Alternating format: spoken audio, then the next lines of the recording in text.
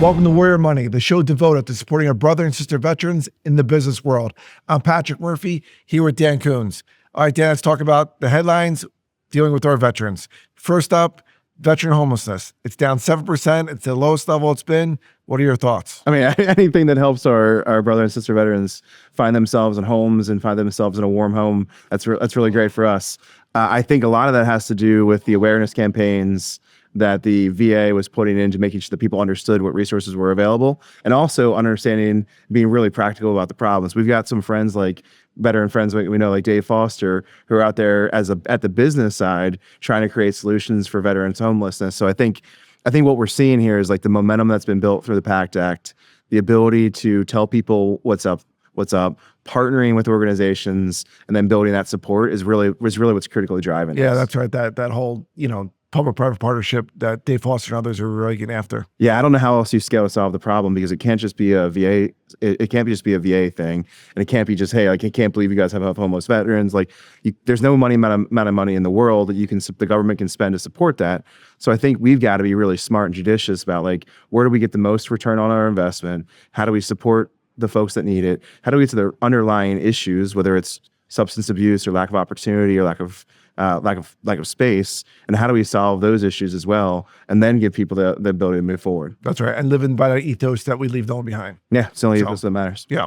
So, down 7%, lowest it's been, but no one's spiking the football because we got a lot more work to do. That's right. All right, next topic, we have VA telehealth. VA telehealth, people don't realize that the VA has literally invented things like telehealth, the nicotine patch. They've done phenomenal work in taking care of our brothers and sister veterans for decades now. But telehealth, the headlines say they're going to get rid of copays with telehealth, and they're going to say we're going to access more telehealth to non-VA facilities. Thoughts? What I hear is that the VA is the largest integrated healthcare system in the world. What I hear is that we've got a generation of veterans from World War II all the way through this most recent generation, the longest wars. And the way we support people has to be cost-effective, economical. It also has to be the way people receive care as it is now. You can't have commercial for-profit organizations doing it one way and then the VA completely not doing it the other way. So I think it's really about integrating and modernizing an enterprise that's gigantic to do it the right way now. You also have to put resources and awareness behind the need for it, and then also, as we've learned, like policy behind it to support good practices. No doubt. I mean, we all know that mental health is just as important as your physical health, right? We PT, we get after it in the gym, but at the same time, you got to take time to go see a counselor once a quarter, right? Just to check in and have that relationship so when you need it. Yeah, I think I think also that's like to your point, yes, and it can't just be based on urban environments, right? So we've got to give people access that live in rural communities that in their community health organizations are struggling to get access to care. Well, veterans also have that same access to care problem. So I think as we think about this, like, it's a whole of government's problem, it's a whole of society problem, and it's a community-based problem. So we just got to figure out better ways to do that. And then, of course, my brain's like, well, that's why we need broadband for everybody. That's why we need connectivity in these different places. And that becomes a private-public partnership problem as well. I'm just saying P3 from now on. But anyway, that's how this starts to work out for everybody and how we move this massive organization forward. Yeah. You're talking about the broadband stuff with the broadband expansion. Yeah. Because there's a digital divide in our country and what more we need to do. And that's why it's important to take care of our brother and sister veterans using telehealth, because it's so effective. Yep.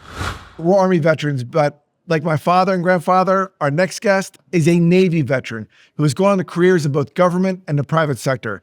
He served as a senior aide to President Barack Obama, an advisor to the Biden-Harris campaign, and is now a partner at the lobbying firm Counsel. Welcome, Rob Diamond. Thanks, Patrick. Great to be with you today. All right, brother. Bottom line up front, give us the bluff. Why are not more veterans involved in political public service? Well, it's a great question, and you're the perfect example of why we need more veterans in public service. You've been such a leader over this generation of folks stepping up and finding new ways to serve in government. I think it's twofold. I think one, running for office is intimidating. I think for anybody, let alone service members transitioning out of the military, where do you start?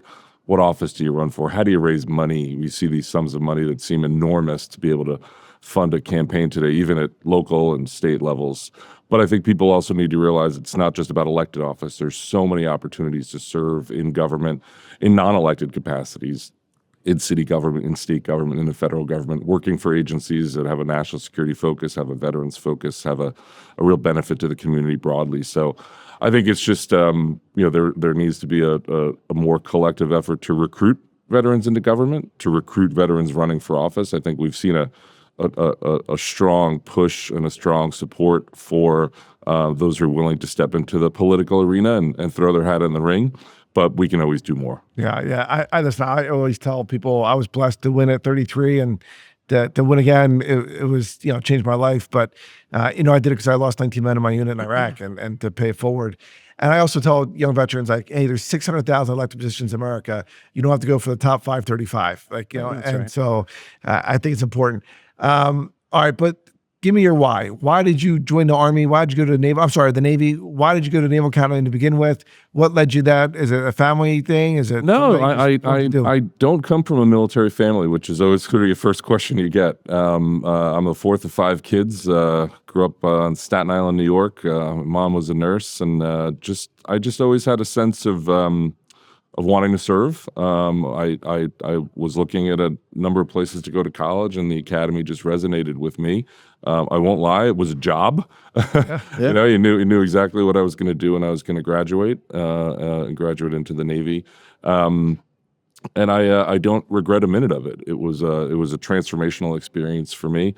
I can draw a direct line from making that decision, back as a junior in high school in 1994 to kind of where I am today, and those experiences along the way. Everything I learned there, everything I learned as a junior officer in the Navy, serving at sea, leading those sailors, has meant the world to me. Yeah. What did you do when you were in the Navy? I was a surface warfare officer, so I did most of my time stationed on a guided missile destroyer. The USS Bulkley, DDG-84, was lucky to be assigned to a brand new Navy ship at the time. I took it through its final shipbuilding phases down in Mississippi. Got to take it out for its first test trials and sea trials out there, and actually take it all the way through its first combat deployment on the way in the Middle East in 2004. So fascinating life cycle of a ship. Did my last 2 years in Washington, D.C., doing legislative affairs work, which I think gave me a little bit of the bug as to where I wound up today. Was an aide to the Navy's chief of legislative affairs in the Pentagon, and then worked in the House of Representatives for a year. Great. So what does a legislative liaison? You say? Yeah, What is that? What do they do? And you're at some point it goes from being like the Navy to the business of the Navy. Yep. And how do you fund things? How do you budget for things? Like, can you talk a little bit about that transition process you went through? That's exactly right. I mean, that office is essentially the in-house lobbying arm of the Navy, and each service has one, and they work very closely with the committees in both the Senate and the House, the Armed Services Committees in both chambers of Congress, to shape those major pieces of legislation that happen on an annual basis, the National Defense Authorization Act and the Defense Appropriations Bills, which fund and authorize our military. And that's how we man, we train, we equip, and we fight because of what the Congress gives the military through those pieces of legislation. Yeah, can you talk? What are those things to the people that aren't familiar with it, or from the people that aren't come out of our business community out there? Like, what is the NDAA? What are those different pieces of legislation? Sure, they are the annual acts of Congress that basically provide all the funding. So the Defense Appropriations Act is one that's passed every year that actually funds the military, and that's buying the airplanes and buying the bullets and buying the food and paying for all that stuff. The authorization bill is what sets policy. It's really what allows the Congress to say, here's where we want the military to go.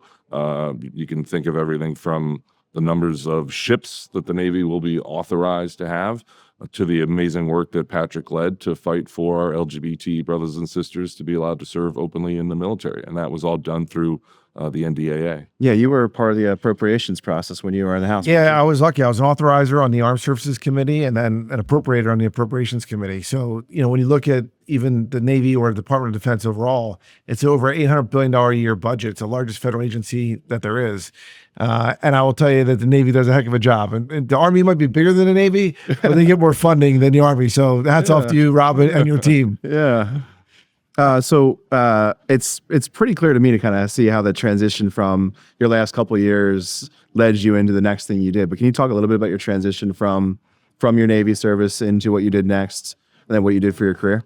Yeah, so I did about 7 years active duty. I got out of the Navy in 2006, came back to New York here where I'm from, got married, started a family, was working in finance, which I guess is what you're supposed to do when you move back to New York.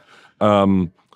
But in the back of my head the whole time was a deep concern of what was happening in the veteran community, which I know you guys have shared over the last decade and a half. You look back to those years in 2006, 2008, when Patrick ran. For the first time, we were dealing with near double-digit veteran unemployment, 22 suicides a day, hundreds of thousands of claims backlog at the VA. I mean, the issues were just overwhelming.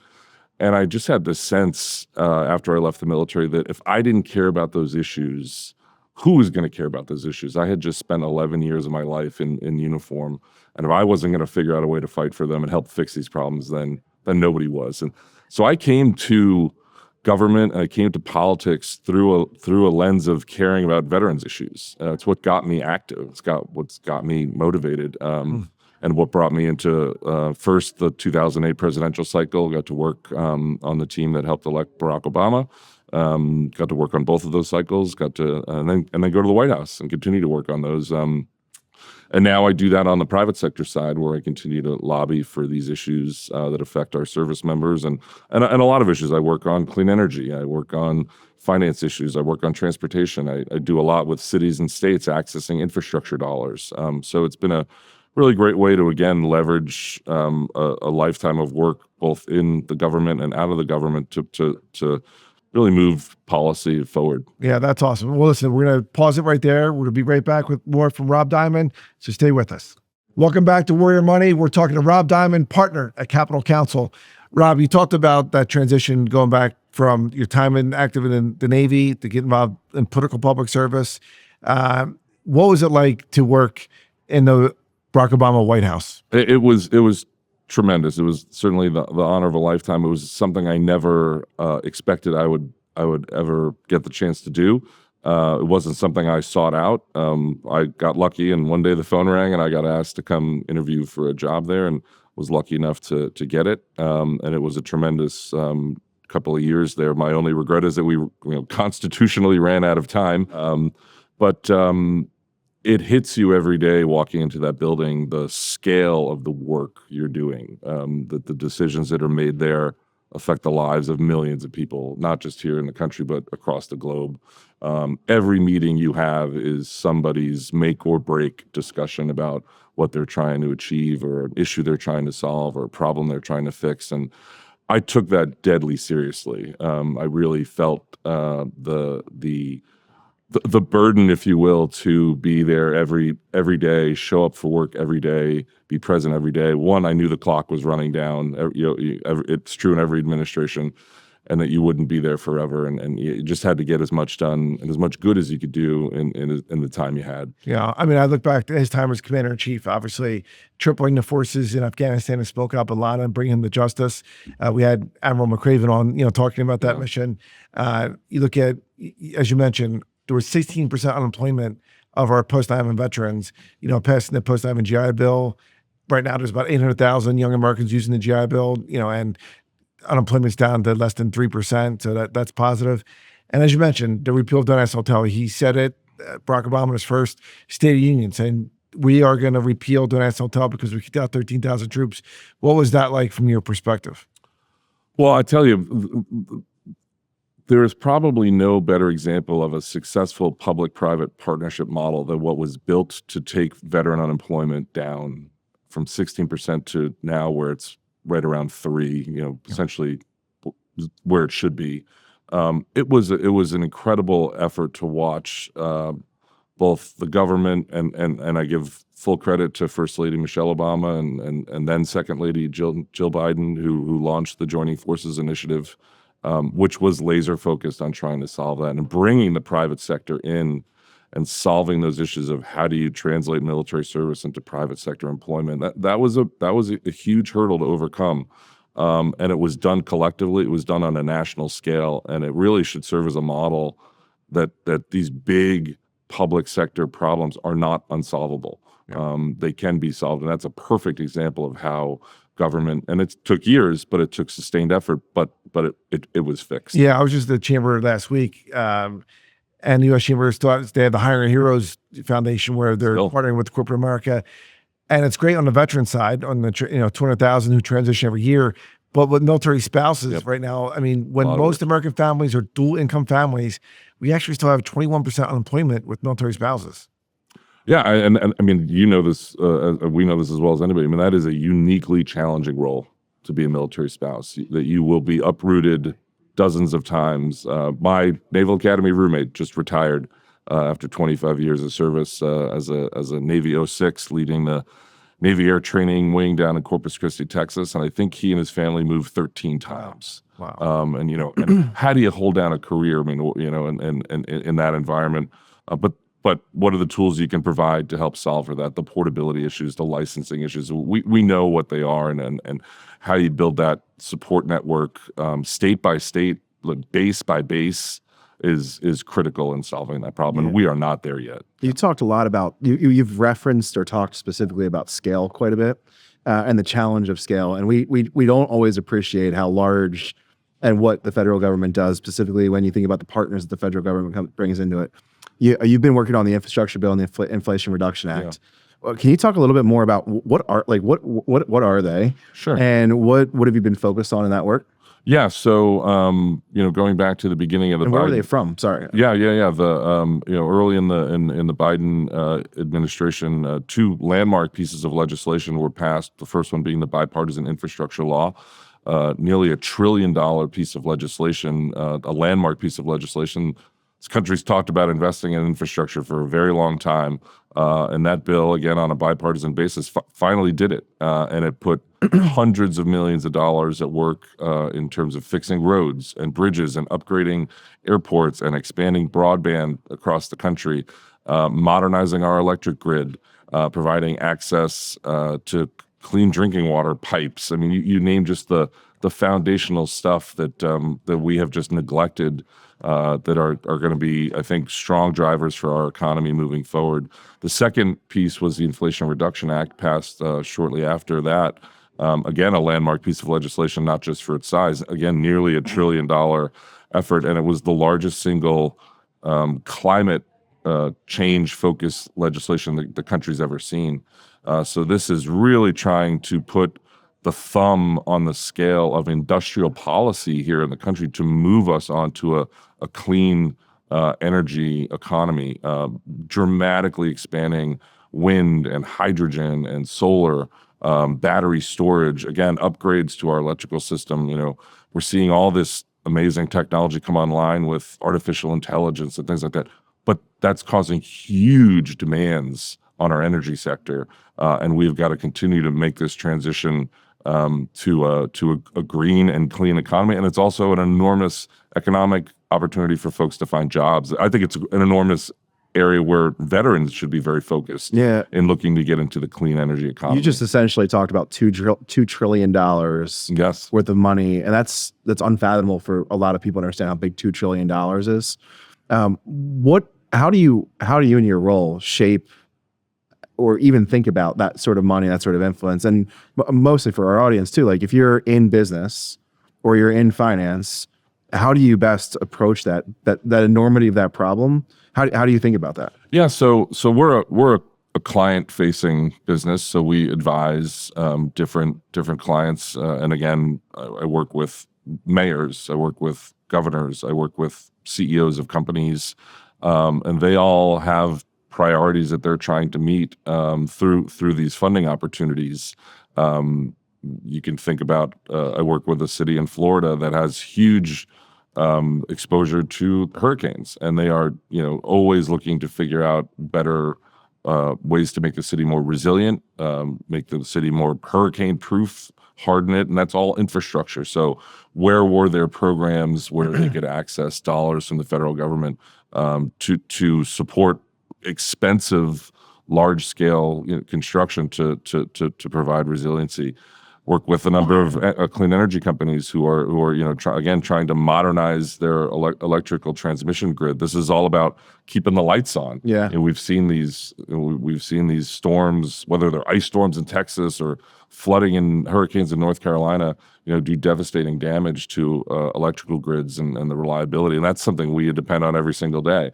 And we've got, this was a piece of legislation that provided both companies and governments access to funding on a scale we've never seen before to really start to modernize that equipment. Yeah, I think because we're looking at the infrastructure and why have to invest in it now because, even data centers. There's over 5,000 data centers in America. They're going to grow about a rate of 9% the next couple of years because of just the demand, and they're very energy. They consume a ton of energy. And at the end of the day, it's just about economic competitiveness. You travel around the world. Just take airports, for example. President Biden famously called LaGuardia Airport here in New York a third world, airport, I believe was the phrase. And my old boss, Governor Cuomo, and through a lot of federal support as well, have now rebuilt that into a world-class airport. You can travel around the country and see these upgrades happening. Because you travel around the world and you see these upgrades happening. This is all about long-term economic viability, long-term economic growth, and the health of our economy. Now we're going to go to the Warrior Q&A. All right. So this is fast and furious. If you don't mind, Dan's going to lead it off. Yeah, Warrior Q&A. Marvel speed. Yeah, who's a warrior that inspires you in your life? Oh, who's a warrior that inspires my life? Oh, that goes right to my mom. So, raised 5 kids, give her all the credit for everything. That's awesome. She was a nurse. I think you said, right? Yeah. Awesome. What habits help you achieve your success?